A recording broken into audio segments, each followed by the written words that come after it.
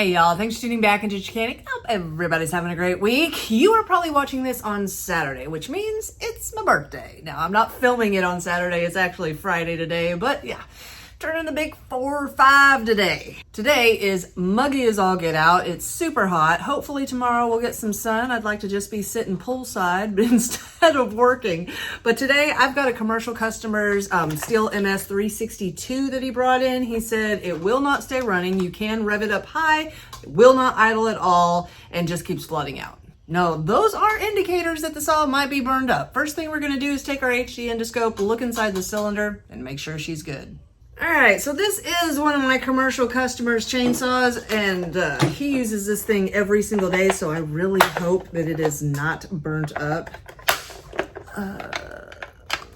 Take this top cover off here, remove this plug. Now, the only thing I don't like about these chainsaws is that they started using that small CMR 6H plug on them.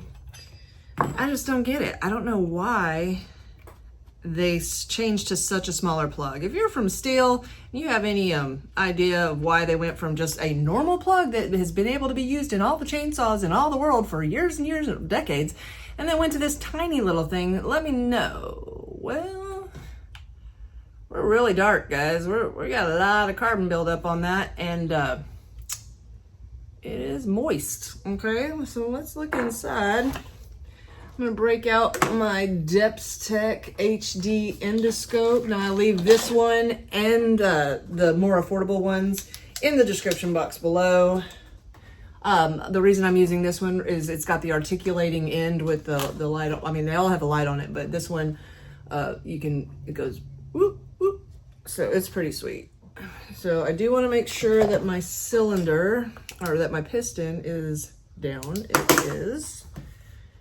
We're gonna stick this inside. We're gonna look towards the exhaust. Oh, well, it's perfection.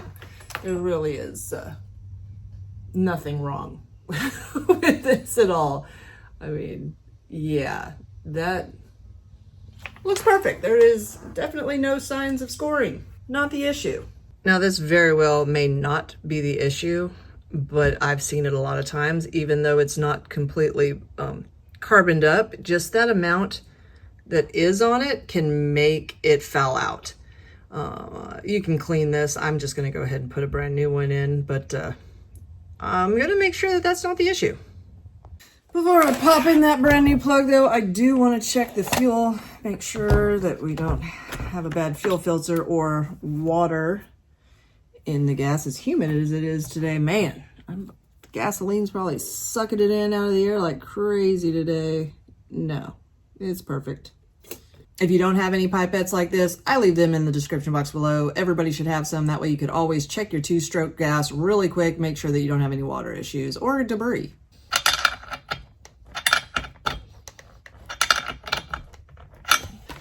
And before I start it up, I am going to remove the side cover bar and chain because I've been a little under the weather for the last couple weeks, to a point where I finally went to the doctor a few days ago and they gave me Cipro, which when I went to go pick it up from the pharmacy, they said, have you taken it before? I'm like, yeah, I took it I think last year or so, and I know, stay out of the sun and don't drink any milk. And she's like, oh, and by the way, don't do anything strenuous for a week. And I'm like, what? Oh yeah, supposedly when you're on this antibiotic, you can rip your tendons if you do anything strenuous. So starting a chainsaw is probably not the best thing to do, but I'm gonna do it anyway. And because I feel fine. I mean, hopefully I don't rip my tendons, but I think it'll be a little easier if I remove the bar and chain. Put her on choke. We're gonna pull her a couple times lightly just to get that impulse to pump some fuel up into that carburetor.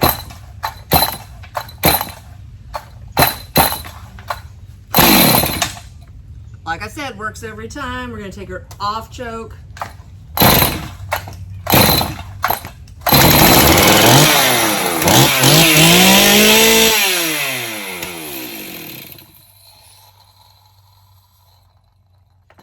That is still not our issue. So I'm gonna pull that brand new plug and see if it's flooded, because if it flooded that fast, we definitely have some kind of carburetor issue.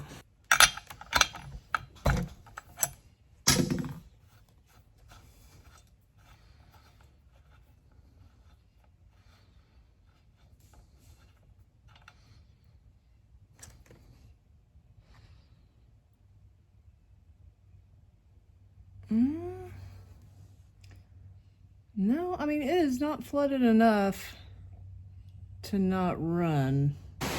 Well, it looks like I'm gonna have to film in just a little bit. Sounds like a stampede on the shop.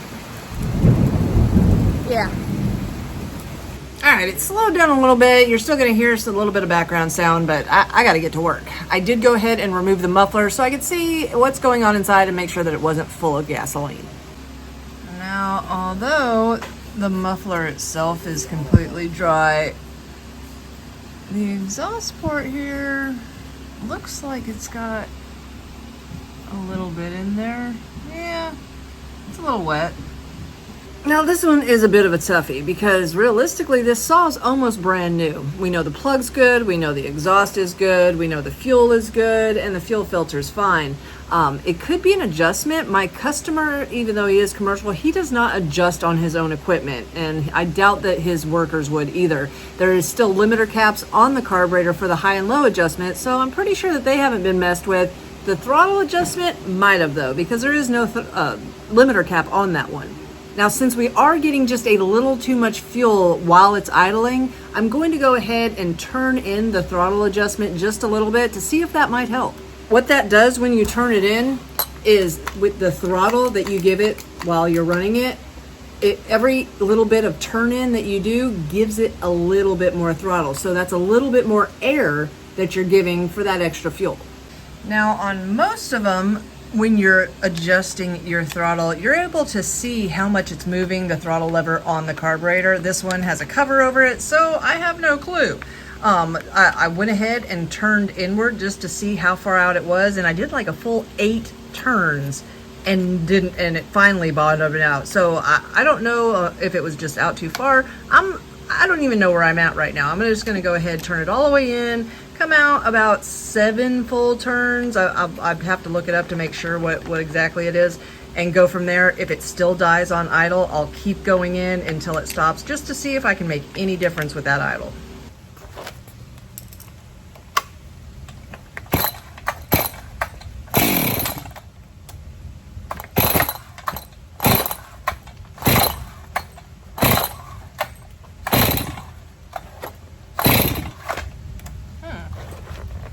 Too flooded.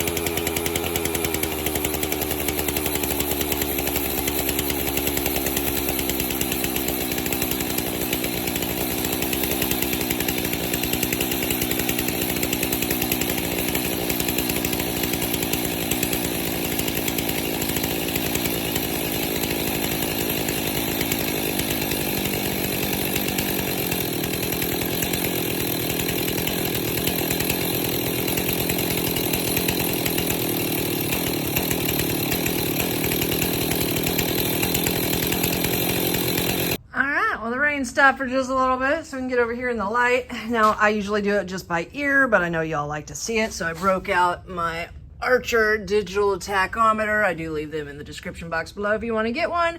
And that way we can check the RPMs. Now, the lowest we want to go is 2,800. We can go a little bit above that. Max out is about 14,000 RPMs. We don't want to hit 14,000. We want to be just a little under that, but that is the max. So let's get to adjusting.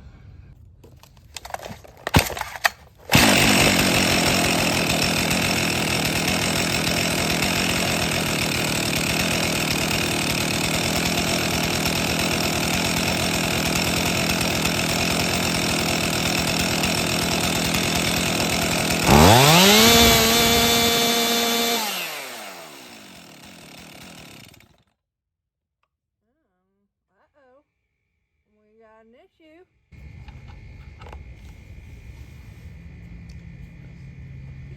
Well, we're definitely not flooded. All right, so that wasn't it either. Obviously, it's still not wanting to idle, so we're going to go back a few steps. We're going to definitely check over that fuel filter again, check the fuel line inside of the tank, make sure that there's no pinhole, anything like that, which would be odd, but it could definitely be a problem if there is one. We're going to check the gas with a smell test. I mean, I looked at it, it looked fine, and he buys gas pretty much every single day, so I know it's not old gas, but you could get a bad batch of gas from a gas station. You never know. I'm going to check the tank vent, make sure that it's not clogged. I'm also going to check the decompression trigger here on top, the compression release trigger, make sure that it's maybe not leaking, and we might have to do a vacuum test to make sure that the seals are okay, because something's weird. All right, first off, let's look at that tank vent. Well, it could definitely be an issue. Let's blow it off, make sure it's not.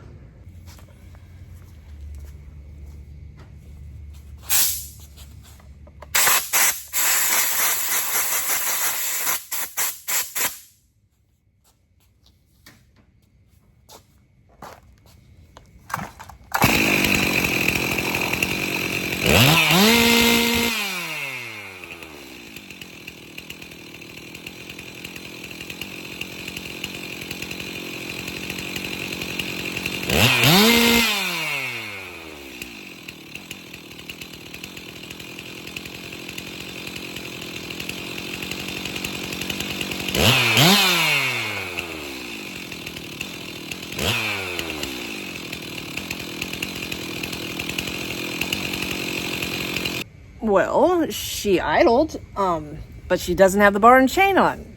Does that make a difference? Let's put it back on and find out.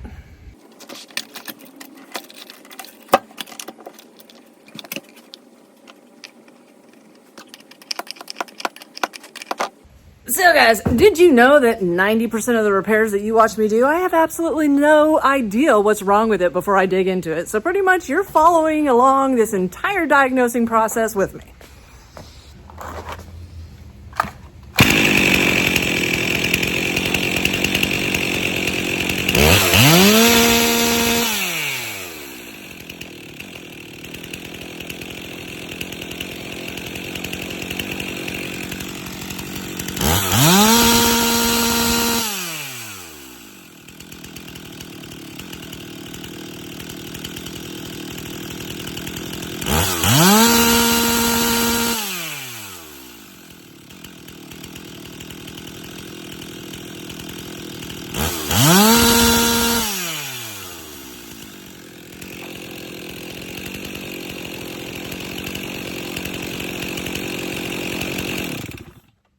Well, that don't happen every day. I don't know if that was the issue or not. It is running perfectly fine now. The only other thing I need to do is test it. I need to go get it in some wood, make sure it doesn't die while it's under a load. I'm not going to do that since I don't want to rip my tendons today. So I'm going to wait until Ron can do that, and we'll figure out if it still is going to run correctly. Okay, we're going out to the pile to see if this steel is going to idle after it cuts.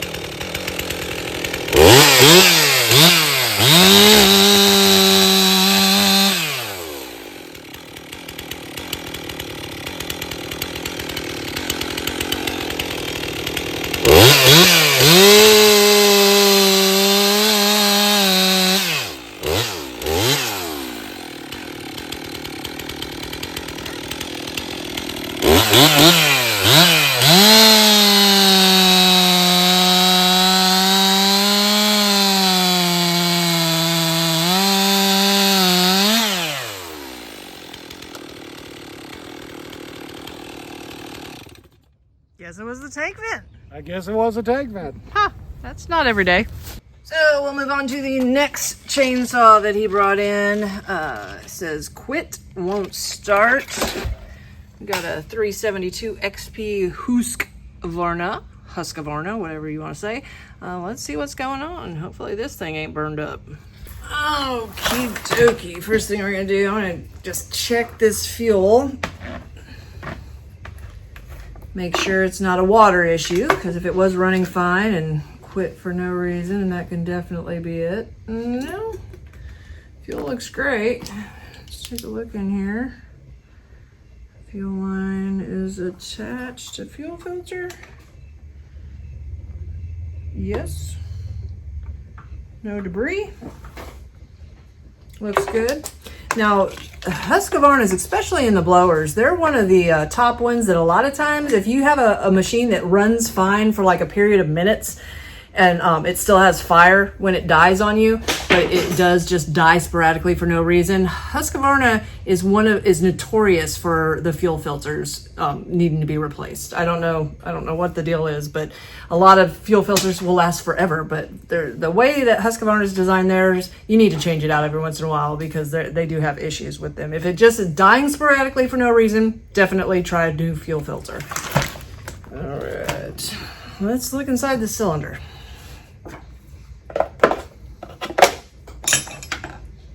Well, air filter's a little gross. Spark plug hasn't been changed in a minute.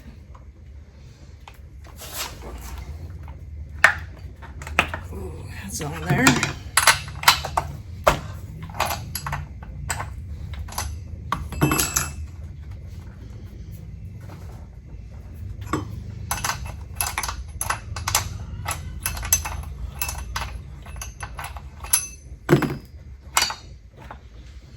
Oh, well that is, I don't even know, can y'all see that? That is a lot of black carbon on that thing. Let's take a look inside. I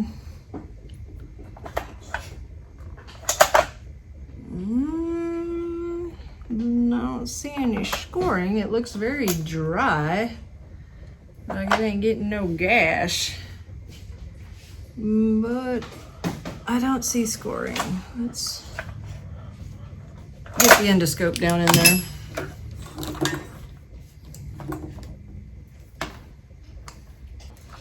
Yeah, it pretty much, it looks perfect. Oop, let me get you there. That's the exhaust side. Let's see if I can turn you around here. Intake side. Looks perfect. It's all good. So next, we're gonna check fire.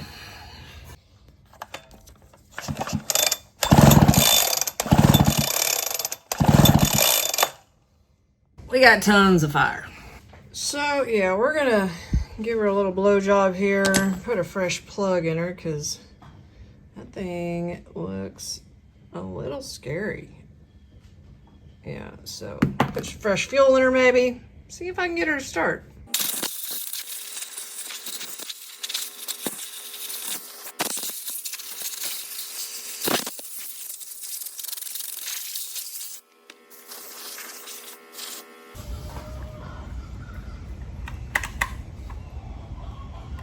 Oh, look what I just found.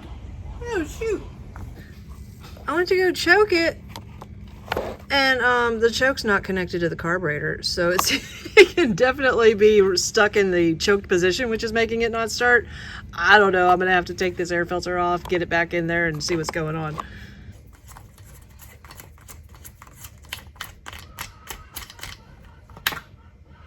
Huh. Yeah, it just came out so it won't choke. Yeah, check that out. So the choke lever just came out, so when they went to go try to start it, I don't know why it died on them originally, but we'll see if there is an actual issue, but they definitely probably couldn't get it started again on a cold start without being able to hit that choke, and it's in the open position now, so it's not stuck in the choke position. Let's stick it back together and see if we can make it run.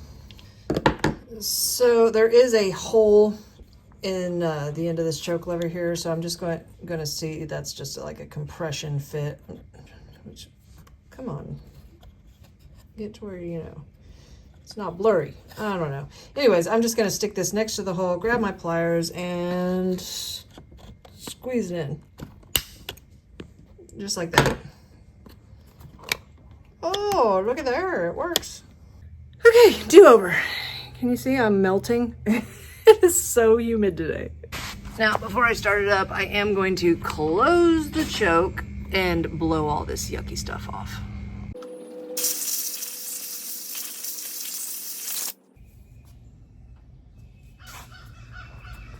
We got her turned on, we got it choked. Give her a few love pulls.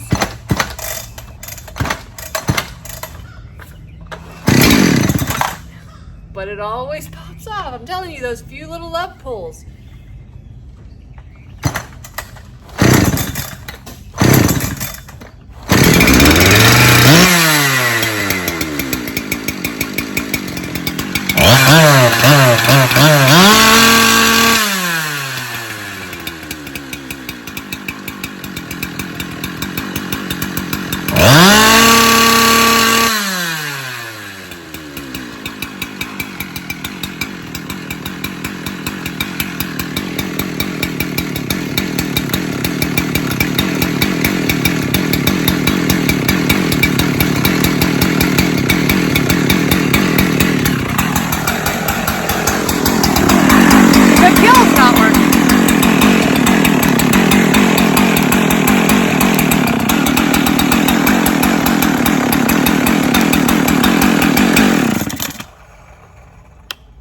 So we had to choke it to kill it.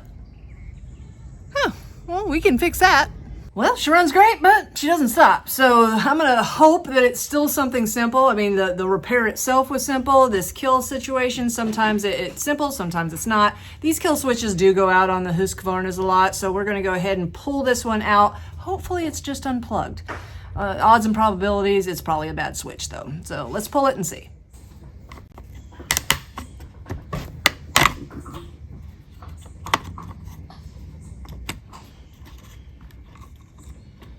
No, we're connected. So we either got a switch issue or a wiring issue. First thing I'm going to do is pull the switch off and test it.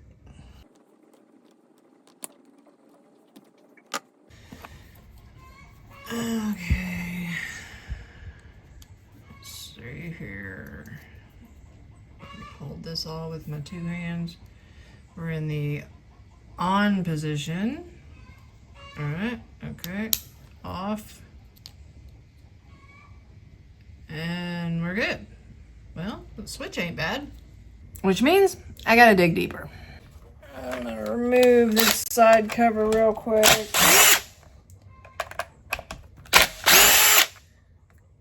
and we'll see where these lines travel to the ignition module, and see if they're cramped or broken. What's going on here? Yeah, it's sort of come out. It's still connected there. Oh, look at here. We're just flopping around. We are just flopping. Okay. Yeah, we've been flopping around for a while. That thing is full of goo. It's supposed to go on this little spade right here. Let's put her back together. Weird. So this thing was just totally compacted with chainsaw goo. That's been off for a while. Let's clean the spade off where it goes on. If I can get a rag underneath there, give it a little wipe.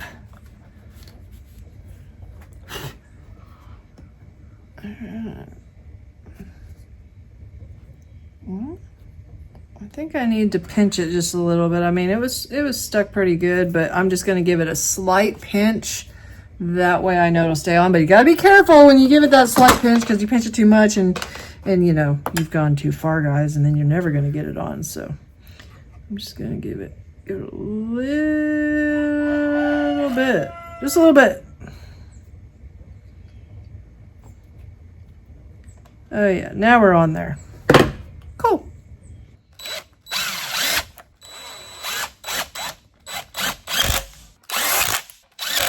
Now, what I did notice is this thing was popped out on the outside whenever he brought it in. It's supposed to go inside there, and it was missing its bolt or screw or whatever. So We're gonna try to get something to stick in there. A lot of times these ones waller out. Hopefully the threads are still in there. I don't know, I'm gonna take a look. So that bolt missing and that little section of the rewind cover flopping around could have definitely attributed to the wire coming undone from the coils. So hopefully this will keep it all together. Got my kill switch back in. We're gonna go ahead and check for fire, turn it off. We have no fire. On. Plenty of fire. Sweet. I always like the simple ones. Well guys, that's the fix. Surprisingly pretty easy repairs if you know what you're looking for. So hopefully this video will save you some time, money, and frustration in the future. If you find yourself coming back over and over again, think about hitting that subscribe button. And if you ain't tired of me yet, check this video out right here.